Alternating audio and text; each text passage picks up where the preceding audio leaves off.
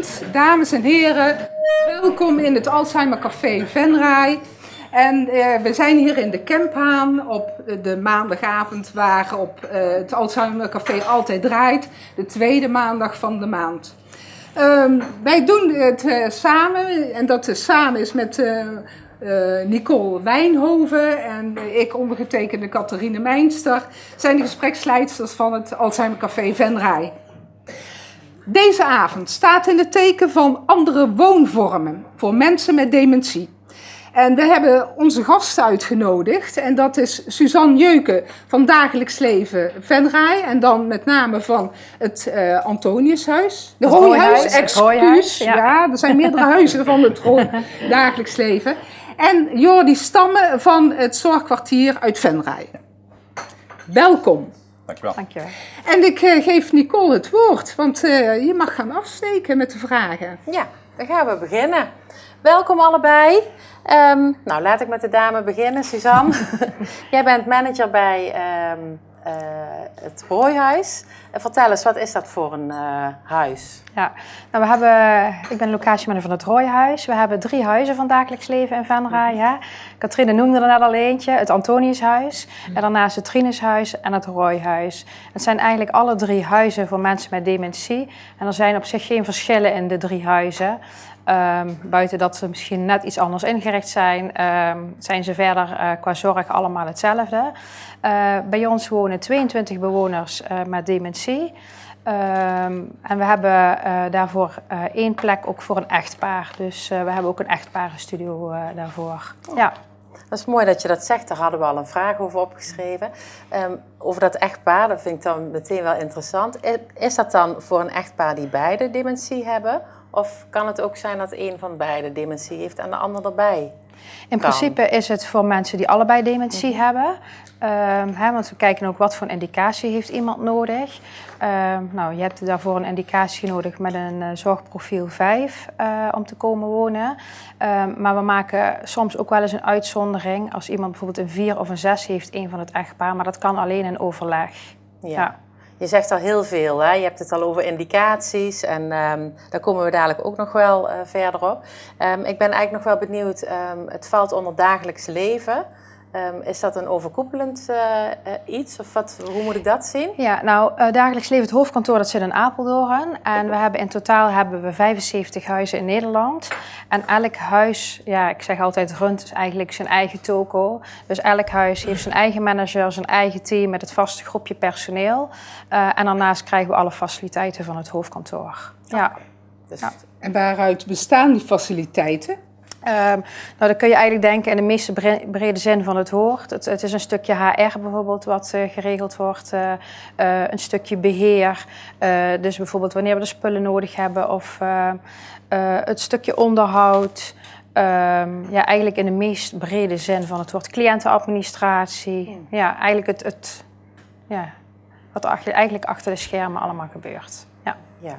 En in huis, daar ben jij manager van het Rooihuis. Wie zijn daar allemaal werkzaam en hoe ziet zo'n dag eruit?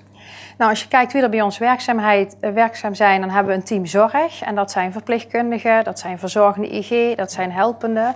Die doen echt het stukje zorg, zeg maar, voor onze bewoners. En daarnaast hebben we gastvrouwen.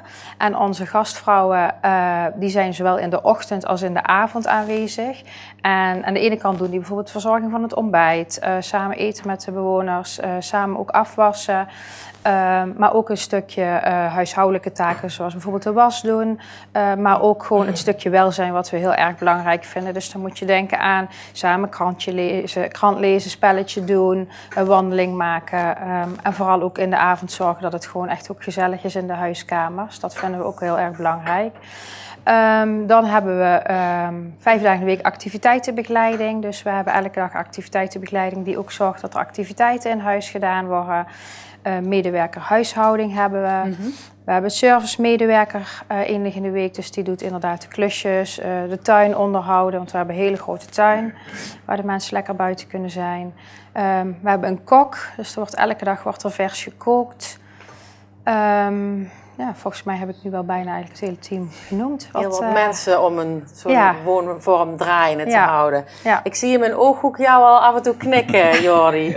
Jij bent van het zorgkwartier. Ja, dat klopt. Ja. Vertel eens. Ik Wat ben is... inderdaad een van de 2 ondernemers van het Zorgkwartier in Venray, samen met José. Sinds september 2020 zijn we geopend. Wij hebben 27 appartementenstudio's, waarvan 16 bestemd voor mensen met dementie. En 11 voor mensen bestemd met een lichamelijke aandoening. Waar wonen de mensen met de dementie en waar wonen met de lichamelijke aandoening? De mensen met dementie wonen op de begane grond of op de eerste verdieping. En ze maken gebruik van de huiskamer op de begane grond. Althans, dat is een beetje wat nu gebeurt. Als mensen dat anders zouden willen, kan dat ook, maar dat zien we eigenlijk niet. En de mensen met lichamelijke beperkingen, aandoeningen, die wonen op de tweede etage. Oké. Ja. En je gaf al aan, bij jullie wonen ook mensen met een lichamelijke beperking en mensen met dementie. Ja. Qua mensen die er werken, want ik zag je al knikken, is dat zo'n beetje vergelijkbaar bij jullie? Ja, ik denk dat we redelijk veel overeenkomst hebben wat dat betreft. Ja. Ja. Want je hebt natuurlijk in de zorg een bepaald aantal functieprofielen en een aantal taken die gedaan moeten worden. Dat is bij ons niet anders dan bij het dagelijks leven. Nee, dat zal Dus jullie hebben ook een verpleging, Ja. ook een IG, Ja. ziekenverzorgende, Ja, helpende. Ja. Kun je heel even aangeven voor de mensen in de thuissituatie van wat, verpleegkundige, daar heeft iedereen wel een voorstelling bij. ja. Maar wat is een verzorgende IG? Ja, het doet in principe dezelfde taken als een verpleegkundige. Waarbij een verpleegkundige een andere opleiding heeft genoten en iets meer richting het medische kan denken. En meer ook een sparringspartner voor een huisarts kan zijn. Ja. Door de verzorgende IG ook bij ons. Alleen die taken zijn net onderling een klein beetje, verschillen die. En een verzorgende IG mag bijvoorbeeld iets minder handelingen doen dan een verpleegkundige. Dat zitten in hele kleine dingen. In principe denk ik dat je aan het bed, dat de bewoners daar weinig van zullen merken. Oké, en een helpende, wat doet die? Een helpende mag minder handelingen doen. En dat is meer gericht op de basiszorg, op het verzorgen van de dagelijkse verzorging, het ondersteunen bij het wassen of het douchen, bij het naar bed begeleiden, bij het ondersteunen met eten. Wat wij bij het zorgkwartier belangrijk vinden is dat de helpende ook heel veel oog heeft voor het welzijn, zou ik maar zeggen. Bij ons hebben we het proberen te verdelen dat de verpleegkundige en de verzorgende IG zich vooral richten op het medische stuk. Ja. En de activiteitenbegeleiding, de gastvrouw zorghulp.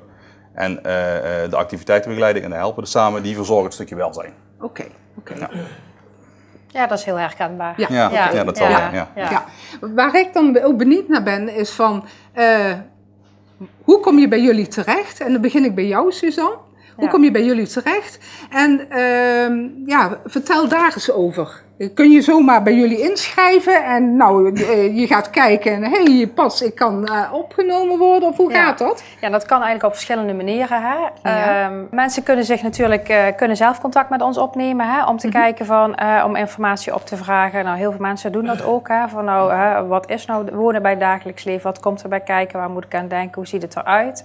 Wij nodigen mensen dan ook altijd uit voor een rondleiding. Van kom eens even kijken hoe wij werken. Kom eens kijken hoe het eruit ziet.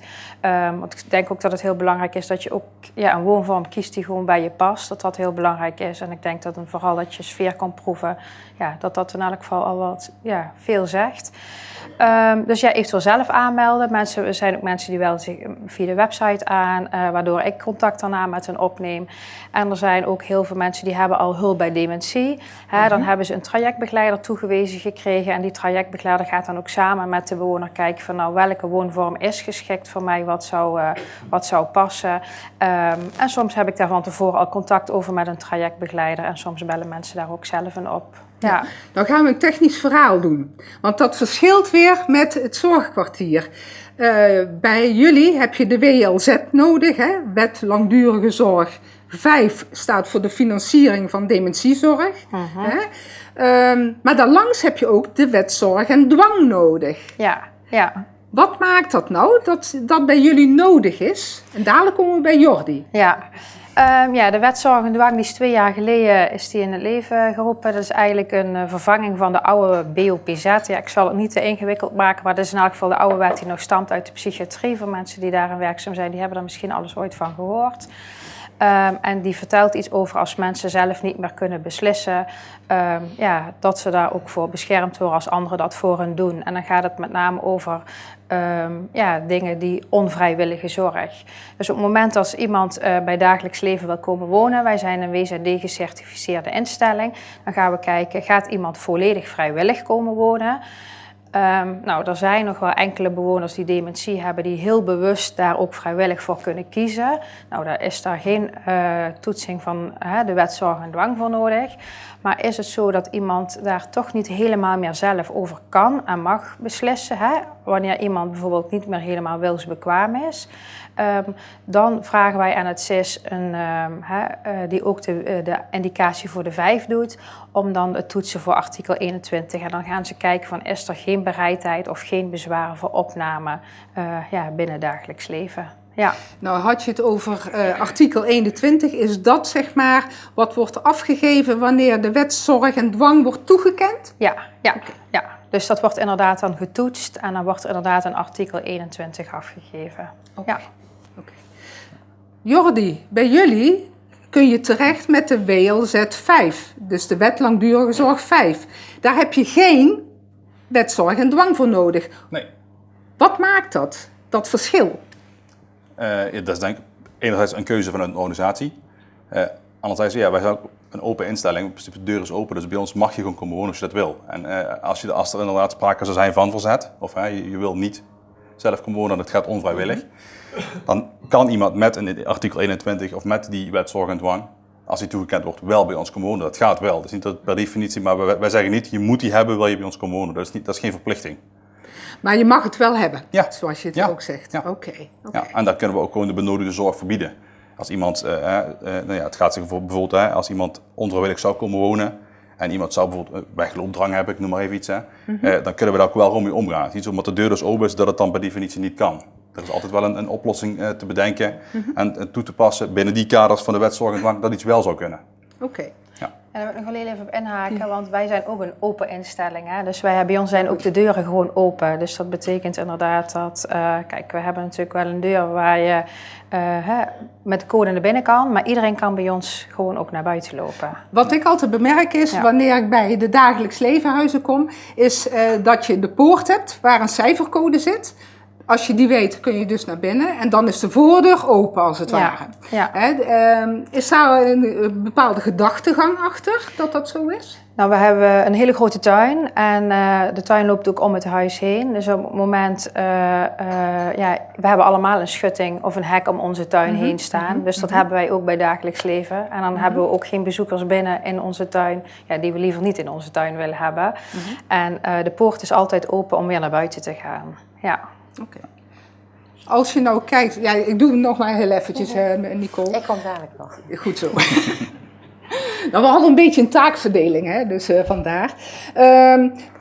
Wat ik wel belangrijk vind, kan iedereen daar terecht binnen bijvoorbeeld dagelijks leven en dadelijk ook weer voor jullie zorgkwartier? Want er zijn ook mensen die zeg maar een dusdanige vorm van dementie hebben die niet bij iedereen geplaatst kan worden. Hoe gaat dat bij jullie in je werk? Ja. Dus ik heb bijvoorbeeld iemand met Alzheimer-dementie, maar er zijn ook frontale kenmerken en dat wil zeggen gedragsproblematiek en dergelijke. Kan zo iemand bij jullie komen? Ja, van tevoren is het dan altijd goed om samen eens te bespreken welke diagnose, welke vorm van dementie is er. Normaal gesproken is Alzheimer of een vasculaire dementie. Dat zijn vormen van dementie die prima passen binnen onze woonvorm. Wanneer je het echt hebt over die frontale kenmerken, dan gaan daar heel vaak ook gedragsproblemen bij kijken. Of als je bijvoorbeeld kijkt bij bijvoorbeeld een Korsakoff-dementie. Dat zijn vaak hele andere vormen van dementie. In principe zijn dat ook contra-indicaties om bij ons te komen wonen. Omdat daar ook een hele andere zorg omheen hangt en wij daar gewoon niet op ingericht zijn. Dus van tevoren kijken we dan ook altijd samen bij een aanmelding van past dit binnen dagelijks leven, eventueel in overleg met de huisarts, met de specialist oudergeneeskunde, met het eventueel de trajectbegeleider bij hulp bij dementie en natuurlijk met de familie. En dan samen kijken van is dit passend? Ja. Want daar wordt wel ook iets heel duidelijks gezegd. Hè? De huisarts is dus nog bij jullie aanwezig, bij alle twee. Ja, correct. Dus als je hier in Venray woont, dan kun je je eigen huisarts behouden. Ja. En als je dan... Ik denk dat daar juist ook heel veel kracht vanuit gaat. Vaak is het dus iemand die je al je hele leven, of al heel lang kent. Die kent jou ook al goed als persoon. En wat jouw kenmerken als persoon zijn en wat je misschien, toen je nog wel nog kon zeggen wat je bedoelde en dat het misschien nu wat lastiger is. Ja, daar kent die huisarts waarschijnlijk ook van. Dus ik denk dat het heel waardevol is als die huisarts jou nog kan begeleiden, ook in die laatste fase dat je gaat verhuizen naar een plek waar je misschien liever niet had willen wonen. Maar zijn het dan alleen mensen uit Venray en omgeving die bij jullie wonen of ook mensen van daarbuiten? Nee, voor ons is dat kunnen er ook mensen van daarbuiten zijn. Volgens mij zullen de huisartspraktijk hier in Venray hebben afgesproken dat iedere huisartspraktijk een eigen huis heeft toegekend gekregen. Nou, voor ons is dat huisartspraktijk Veltum is in principe onze huisartspraktijk voor als mensen geen huisarts hebben in Venray. En ze komen toch van buiten Venray hier wonen. Dan wordt in principe de bewoner zonder meer ook ingeschreven bij huisartspraktijk Veltum. Tenzij de huisarts zegt van ja, dit gaat mijn pet erboven, dit zou ik niet kunnen. Nou ja, en dan is het een beetje ook hetzelfde verhaal als wat Suzanne had verteld. Hè. Wil iemand bij ons komen wonen, dan moet dat wel van tevoren besproken worden. En zeker als je een bepaalde vorm van dementie hebt, waar bijvoorbeeld een stukje gedragsproblematiek bij zou kunnen komen kijken. Dan is het denk ik wel heel goed van tevoren dat heel duidelijk te bespreken. Dat je niet na 2-3 weken moet zeggen, ja, hadden we dat geweten, dan hadden we het anders kunnen doen. Ja. Dat is wel heel jammer om er achteraf te moeten zeggen. Ja. Technisch verhaal. Mensen kunnen ook een RM hebben, een rechterlijke machtiging. Die wordt afgegeven door de rechter om opgenomen te worden. Dus die bepaalt van u moet binnen 4 weken opgenomen worden. Is dat bij jullie ook in jullie huis dat gedaan wordt? Mensen met een rechterlijke machtiging? Het kan wel, maar dat is echt heel afhankelijk van de situatie. Dus dan moeten we echt naar de casus kijken en de reden waarom er een rechterlijke machtiging is afgegeven.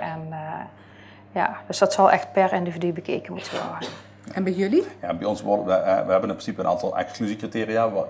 Mensen met bepaalde kenmerken of een bepaalde diagnose die we dus inderdaad niet opnemen. Nou, daar staat dus inderdaad de rechterlijke machtiging ook bij. Maar ja, niks is zonder meer. Dus als die rechterlijke machtiging afgegeven is op een heel ander onderwerp als het betreffende waar mensen bij ons voor komen, nou ja, dan is dat zeker het gesprek wel te voeren. Maar dat gaat dan wel in samenspraak met een huisarts, een specialist. Ja. Ja, want ik hoorde jou net ook al zeggen, Suzanne, specialist ouderenarts. Hè? Ja. Kom je binnen de zorggroep terecht, dan heeft iedere afdeling zijn eigen specialist ouderenarts. Daar is een psycholoog aanwezig, fysiotherapie, ergotherapie, logopedie. Dus een heel disciplinair team. Hoe is dat bij jullie? Ja, het verschil met de zorggroep bijvoorbeeld en met ons, en volgens mij is dat bij jullie exact hetzelfde, is dat we echt zorg hebben zoals thuis. Hè? Dus wat Jordi net al zei, hè, de huisarts is de hoofdbehandelaar. Maar daarnaast hebben wij wel een specialist oudergeneeskunde bij dagelijks leven in dienst. Die is toegewezen aan onze huizen in Venray. Dus dat betekent dat hij 2 keer in de maand onze huizen in Venray bezoekt. En daar ook de visites doet, de gedragsvisites doet. En dat geldt eigenlijk ook net zoals dat je dat thuis hebt, hè, voor een psycholoog. We werken samen met een vaste fysiotherapeut. We werken samen met een vaste praktijk ergotherapie. Dus die kunnen allemaal ingeschakeld worden. En dat gaat eigenlijk net zoals thuis. En als mensen liever een andere fysiotherapeut hebben omdat ze die van thuis al kennen, dan is dat ook prima om die mee te nemen. Ja, dus we halen gewoon alle voorzieningen in huis. Wat betekent dat? Mensen hebben de wet langdurige zorg, hebben de wet zorg en dwang. Maar als je kijkt naar de zorgverzekering. Je hebt mensen die een basisverzekering hebben. En je hebt mensen met aanvullend verzekerd. Wat heb je dan bij jullie nodig? Ja, ook dat is altijd een beetje de keuze aan diegene zelf. Hè, van hoe wil je verzekerd zijn? Op het moment dat jij fysiotherapie nodig hebt, wanneer jij een klein pakket hebt, dan heb je natuurlijk minder vergoeding van fysiotherapie. Ja, dus daar moet je dan inderdaad van tevoren over nadenken. Van, wat wil je daarin? Dat is eigenlijk hetzelfde als dat je thuis je zorgverzekering hebt. Okay. Ja, ook daar maak je keuzes in. En bij jullie, Jordi? Ja, dat is ongeveer hetzelfde. En dan krijgen we natuurlijk vaak de vraag van, wat zullen we dan met de verzekering doen? Ja, dat is natuurlijk iets, als ik iemand nog niet ken, is dat heel lastig daar ook adviezen te geven. Dus ja, dan zou ik vooral niet onderverzekeren, maar ook niet oververzekeren, want dat is ook niet nodig. Dus dat is altijd een lastige vraag. Maar ja, het werkt in principe bij ons hetzelfde inderdaad. We werken samen met een specialist oudergeneeskunde van Proteon.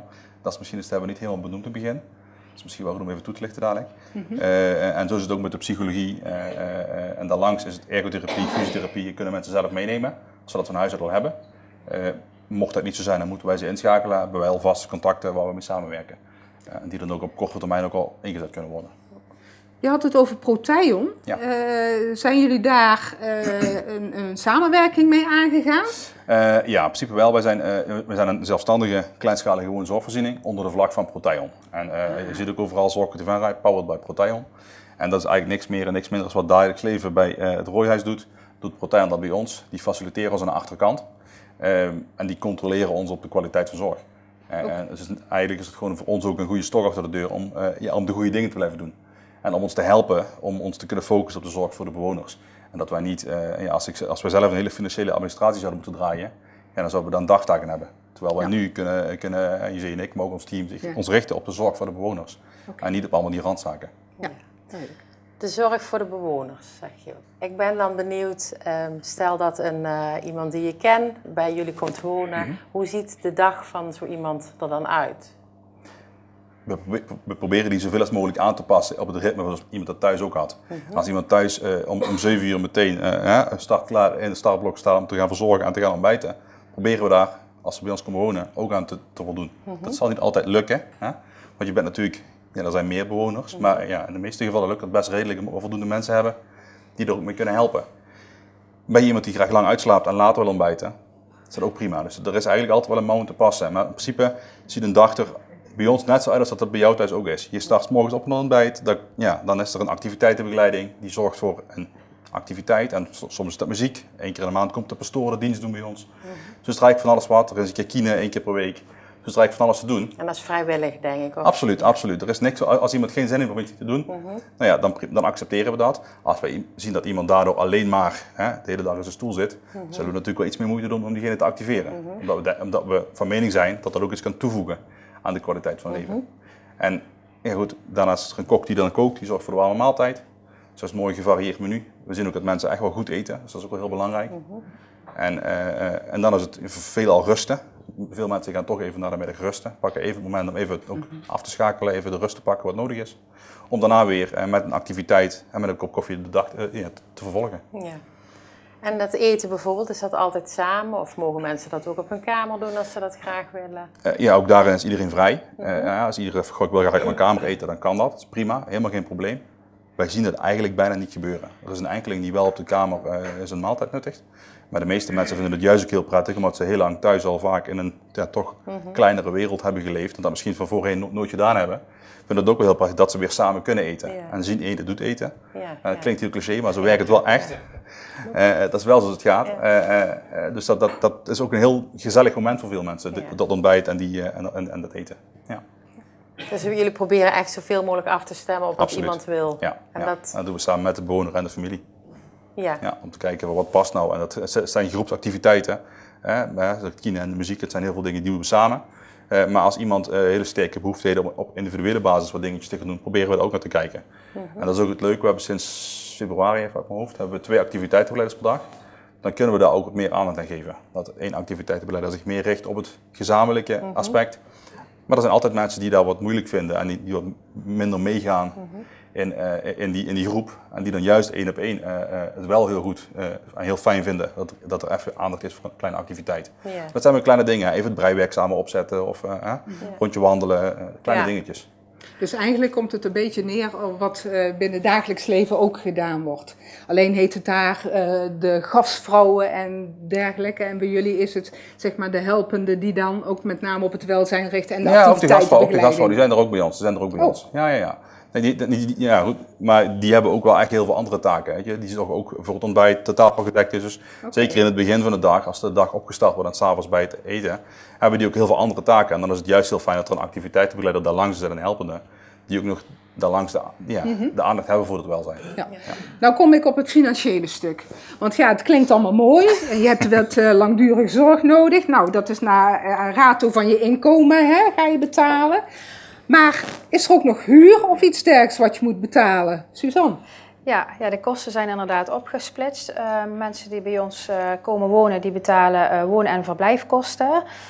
Dat is 1 stukje. En daar zit dan inderdaad bij de huur van de studio. Elke studio ziet er zo uit dat hij een eigen keukenblokje heeft. Dat er een badkamer is met een eigen douche en toilet. En dan een woon-slaapkamer. Dus dat noemen we dan samen studio. Daar betalen ze dus huur voor en daarnaast woon- en verblijfkosten. Dan moet je denken aan inboedelverzekering, dat zit er dan bij. Eten, drinken, de activiteiten, televisie, internet, ik zeg eigenlijk altijd, het is een beetje all-inclusive, zoals de bewoners bij ons wonen. Echt hele specifieke dingen, waar bijvoorbeeld als iemand elke dag een jenevertje drinkt, ik noem even wat, dat vragen we dan aan mensen om wel zelf mee te nemen. Maar eigenlijk is dat verder all-inclusive. En daarnaast betalen ze een eigen bijdrage, die ze eigenlijk ook vaak thuis al bedragen voor de CAK, de eigen bijdrage. En dat is bij ons de lage eigen bijdrage. En dat blijft ook de lage eigen bijdrage. En wat is het financieel? Want cijfertjes? Voor de huur voor de studio is €750 per maand. En daarbij gaan we er dus vanuit dat iedereen bij ons kan komen wonen. Ook mensen met alleen een AOW. En de CAK, dus dat is echt afhankelijk van inkomen en vermogen. Ja, daar kan ik geen uitspraken over doen. Dat is precies wat ik al zei. Hè? Ja. Dat is naar rato van inkomen, dat betaal je dan. En dat hangt samen met die wet langdurige zorg 5. Ja. Ja, Ja. oké. En hoe is dat bij jullie? Ja, ongeveer gelijk. Wij werken ook op basis van, die betaalt huur, woonkosten, servicekosten, energiekosten, het hele pakket zit daarin. All inclusive, ja. Ik ben er net over. Alleen het verschil is wel, jij zegt als je een jenevertje wil, dan moet je er zelf voor zorgen. Dan wij zeggen, weet je, als je iets wil, geef het aan, wij zorgen dat het er is. Daar zit denk ik een klein verschil in. Er zit ook een klein verschil in de kosten, dat is wel zo. Als je het hebt over wat betaal je per maand aan het zorgkwartier, zit er ongeveer 11, 12, €1300, afhankelijk van de grootte van de kamer. Dus er zit wel een verschil in. Maar bij ons geldt ook dat je de lage eigen bijdrage betaalt. Oké. En is er dan een wachtlijst of zo? Of als iemand komt, kan hij dan meteen de spullen pakken? Ja, we hadden het er net al even over. We hadden daar samen over van, we kunnen denk ik samen nog wel een nieuw huis openen als we even naar onze wachtlijst kijken. Ja, er is helaas een wachtlijst. Ja, en dat is wel ook, we krijgen bijna dagelijks, ik krijg bijna dagelijks telefoon van, mam of pap, is er nog plek? Ja, nee, nu niet, nee. En als je het hebt over wachtlijsten, hoe lang is die dan? Ja. Dat is echt, ik kom toch heel even terug op dat financiële stuk. Ja. 11, 12, €1300. Ja. Hier gaat men uit bij het dagelijks leven dat iemand met een AOW'tje dat kan betalen. Ligt bij jullie denk ik toch anders, of niet? Ja, dat wordt bij ons iets lastiger. Daar ben ik eerlijk in. Ja. Als je een AOW met een klein pensioen hebt, dan kan het wel.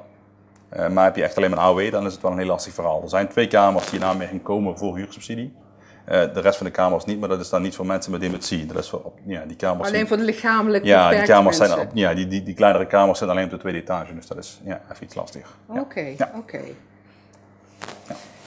Ja, dat is wel een belangrijk. Dat is heel belangrijk, absoluut. Zeker. Ja, weet je, kan het niet mooier maken. Ja, goed. Ja. Maar je geeft aan, er is een wachtlijst. Dan ben ik ook heel benieuwd van, hoe lang duurt dan zo'n wachtlijst? Ja. Stel dat je... Nou, als jij mij glazen bol geeft, dan kan ik hem niet voorspellen. En dat is natuurlijk heel lastig. Ja. Is het afhankelijk, en dat bedoel ik niet verkeerd, maar het overlijden van iemand anders maakt dat er ruimte komt? Of het verplaatsen van iemand anders omdat het toch niet de juiste woonvorm is, maakt dat er ruimte komt? Ja. Dat is wel zoals het werkt, ja. Wat Suzanne zegt, inderdaad. We zouden er nog wel 2 of 3 etages bovenop kunnen zetten. Die zouden ook binnen no time weer vol zitten en zou die wachtlijst ook gewoon weer aanwezig zijn. Er is gewoon te weinig ruimte voor de vraag die er op dit moment is. Ja. En dat is ook wat ik altijd zeg, als mensen informeren van, kan man op de wachtlijst? Ja, doe het maar zo snel mogelijk. En dat is niet omdat het bij mij moet, dat mag ook bij dagelijks leven, dat mag ook bij de zorggroep. Dat is, maar doe het alsjeblieft zo snel als mogelijk, zodat je niet in de problemen komt op het moment dat het echt nodig is, want dat is heel jammer. Ja. En dan spreek je van crisisopname, dan moet je misschien hals over kop ergens gaan wonen. Niet in de regio Venray, misschien wel ver daarbuiten. Ja. Met alle gevolgen van die. Dat dus eigenlijk adviseer je mensen om al voor om je in ieder geval vroeg te oriënteren. Wel, om goed om tijdig daar. Stel dat er zo'n diagnosegesprek plaatsvindt. Uw partner of u hebt dementie, Alzheimer, iets wat daar dan... iets in de breedste zin wat het dan ook is. Ga dan ook eens nadenken van wat je dan wil. En wat als het dan niet meer kan. Want je kan er op dat moment nog over nadenken. Ja. Je kan er nog iets zelf van vinden. Op het moment dat je dat voor je uitschuift, dus een reserve van bedshow. Maar dat vraagt ook wel wat van mensen. Dat vraagt heel veel, absoluut. Dat is wel een hele grote stap. Absoluut. Ja. Maar ik denk dat we daar met z'n allen wel heel erg goed over na moeten denken. Dat je dat, op het moment dat je die diagnose krijgt en je hebt dat aan de hand is, dan kan je daar nog samen met je familie en met je partner en met je huisarts over nadenken. Van wat wil ik dan straks als het als het zover is. Ja. Wil ik graag op inhaken, toch als in de hoedanigheid trajectbegeleider. Ja. Want dan kan ik het toch niet laten. Het is namelijk ook heel belangrijk dat je dat telkens met de trajectbegeleider en de huisarts inderdaad en de andere betrokkenen de hele tijd doet afstemmen. Hè? Daarom ook de gesprekken als trajectbegeleider met familie, met overkoepelend, hè? Met praktijkondersteunen van huisarts en dergelijke. Maar het is ook dat wij bemerken dat er ook mensen gewoon niet bij jullie geplaatst kan worden of bij jullie, omdat er dusdanige problematiek is of inderdaad dat er in één keer een crisissituatie is, wat maakt waar jullie niet de organisatie van zijn. Want dan is het dat voorbehouden aan de zorggroep. En dat is dan wel het voordeel van de zorggroep, dat een disciplinair team is, een gesloten setting. Dat moet wel gezegd worden. Hè? Ja. Bij jullie is het open. Daar is het gesloten. Ja. Maar dat heeft ook wel de werking van dat daar ook niet alleen maar de lieve oude dametjes zitten met dementie, maar ook de echte mensen die problematieken hebben. En dat maakt wel het verschil in de organisaties. Hè? Dus als ik het zo mag zeggen. Ja, nou weet je, ook voor aanmelden van wachtlijst. Hè, je hebt ook verschillende vormen van wachtlijst om aan te melden. Hè. Je kan ook zeggen van ik meld aan echt voor die locatie en ik wil daar ook het dossierhouderschap hebben. Maar je kan er ook inderdaad voor kiezen van wat Jorjen net al zei, van het duurt nog even. Dat je zegt van ik zet me wel vast op de wachtlijst en als ik misschien over een jaar of misschien pas over 2 jaar een keer aan de beurt ben, dan is het ook prima. Er zijn ook nog heel veel gradaties in de wachtlijst waar je dan over na kan denken bij aanmelding. Ja. Je noemde iets dossierhouderschap? Ja, dat is een beetje wat Catharina net al noemde. Degene die zeg maar het dossier heeft, die is ook verantwoordelijk voor op het moment dat je echt, stel je voor het gaat thuis echt niet meer en je moet ergens echt acuut geplaatst worden, dan is degene die jouw dossierhouderschap heeft, die is verantwoordelijk voor jouw plaatsing. Ja. Oké, ja. En als wij dat zijn als dagelijks leven of hun het zijn als zorgkwartier, dan op dat moment ben jij degene die dan ook verantwoordelijk is om die dan binnen een bepaalde termijn moet plaatsen. Ja, en dan inderdaad, dan is het soms ook wel eens genoodzaakt, als we in Venray op dat moment geen plek hebben, dat we moeten uitwijken naar een andere locatie. Dus dat is ook de reden van meld op tijd aan, want dan het komen wonen komt nooit op het goede moment. Dat zeg ik ook altijd tegen iedereen die bij ons komt voor informatie. Het is of te vroeg of het is te laat. Maar het is wel goed om je daarop voor te bereiden, zodat je dan voorkomen dat het echt te laat is. Ja. Misschien nog wel goed heel even te vragen. Ik wil mijn kansen spreiden. Ik wil me inschrijven bij jullie en bij jullie. Kan dat? Ja, tuurlijk. Ja, en dan is dat wel heel belangrijk. Ja, dat kan. Dat is wel heel belangrijk. Wie is dan dossierhouder? En stel, is dat het huis van voorkeur over het algemeen? Meestal wel, ja. Meestal wel. Meestal zeggen ze, eerste voorkeur is het gooihuis of het zorgkwartier. Dan beheert die organisatie op dat moment ook de indicatie. Maar stel je krijgt een thuiszorg van de zorggroep. Dan zorgt het zorgkwartier samen met ProTail in dit geval, of dagelijks leven ervoor, dat degene die daar de zorg verleent ook netjes iedere maand zijn euro's krijgt voor de diensten die geleverd worden. Maar dat maakt niks uit wat eerst de voorkeursplek is. Het hoeft niet omdat je bij de zorggroep thuiszorg ontvangt, dat je dan per se bij de zorggroep moet gaan wonen. Nee. Dat is absoluut niet waar. Oké. Nou zit ik al een beetje naar die tijd te kijken. Ja.